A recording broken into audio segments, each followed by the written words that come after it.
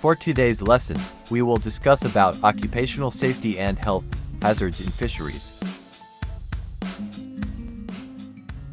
Whether working on board a fishing vessel or in port, fishers are often exposed to occupational hazards. Fishing requires working for long hours at sea, often at night and in rough weather. The work involves transporting and operating heavy equipment and gears and handling of sometimes dangerous catches. The work in commercial fisheries can therefore have severe health consequences, cause accidents, injuries, and fatalities.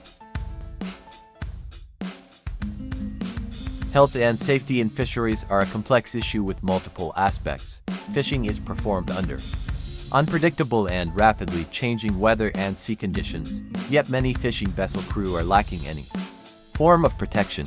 Many fishing crews, particularly in small-scale fisheries, have only informal and self-employed work arrangements, lack proper employment contracts, and have limited or no access to social security, including pensions, disability, and health insurance. A large majority of fishing crews worldwide have not received basic safety training nor have access to safety gear and protective clothing while working on board, which contributes to their exposure to occupational hazards.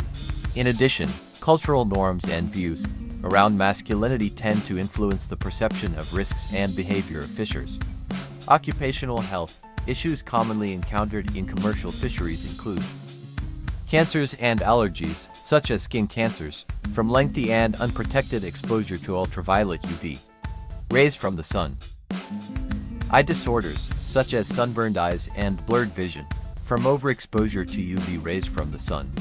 Injuries, from sharp objects on deck, gears or fish handling. Hearing disorders, from working in noisy engine rooms. Musculoskeletal disorders, from falls on slippery, wet surfaces, getting caught in winches or other machinery, or from lifting heavy loads. Suicides, from lengthy periods of stress and fatigue. Drug and alcohol addictions. These are the precautionary measures in the fisheries workplace. Do not get caught in winches or machinery. Be careful with deck openings and hatches. Wear gloves when handling catch. Wear protective clothing. Limit alcohol consumption on board. Check ladders before use.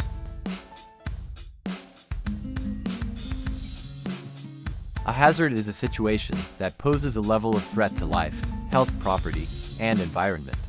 Hazards can be dormant or potential, with only a theoretical risk of harm. However, once a hazard becomes active, it can create an emergency. A hazard that has come to pass is called incident. Hazard and possibility interact together to create risk.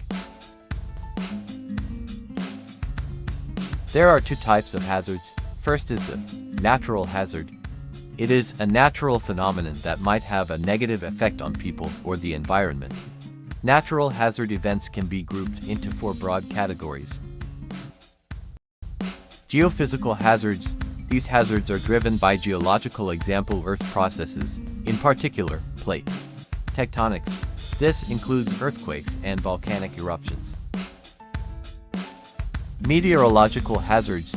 These hazards driven by meteorological example weather processes, in particular, those related to temperature and wind. This includes heat wave, cold waves, cyclones, hurricanes, and freezing rain.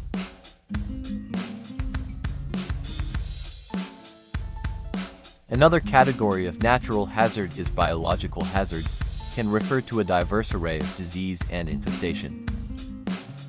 Lastly is the hydrological hazards, hazards driven by hydrological example water processes. This includes floods, droughts, mudslides, and tsunamis.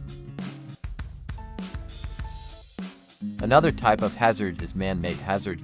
Anthropological hazards are those hazards caused directly or indirectly by human action or inaction. They can be contrasted with natural hazards. These are the result of carelessness or human errors during technological and industrial use. Disasters are in the form of accidents, which occur all of a sudden and take a huge toll on life and property. Mostly such disasters cause injuries, disease, and casualties where they occur.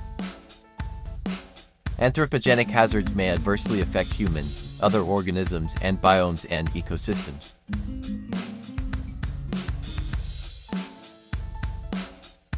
Types of natural and man-made hazard in fisheries. Cyclone. Cyclone is a large scale of air mass that rotates around a strong center of low atmospheric pressure. In the northern hemisphere, cyclones are called hurricanes or typhoons, and their winds blow in an anti-clockwise circle. In the southern hemisphere, these tropical storms are known as cyclones, whose winds blow in a clockwise circle. In common terms, cyclone can be described as a giant circular storm system whose wind speed must be more than 119 kilometers per hour. Floods. Floods refer to the inundation of large parts of land which otherwise remain dry by water for some duration of time. Floods are two types: natural floods and catastrophic floods. The floods in the mountainous regions due to cloudbursts or damming of streams are referred to as flash floods. In flash floods, the water drains away quickly but only after causing extensive damage. Floods are also caused by heavy snow melting. Drought. It is a condition of abnormally dry weather within a geographic region. It is the lack or insufficiency of rain for an extended period of time in a specific region. During droughts, rainfall is less than normal, causing a water imbalance and resultant water shortage. It occurs when the rate of evaporation and transpiration exceeds precipitation for a considerable period. Droughts usually occur in hot, dry areas of land. In most cases, the area is dry because there is very minimal rainfall. The rain that does fall will be quickly absorbed into the ground or blown away by the dry air flow that moves along the ground. Therefore, the land is very dry and not many things can live there. Tsunami.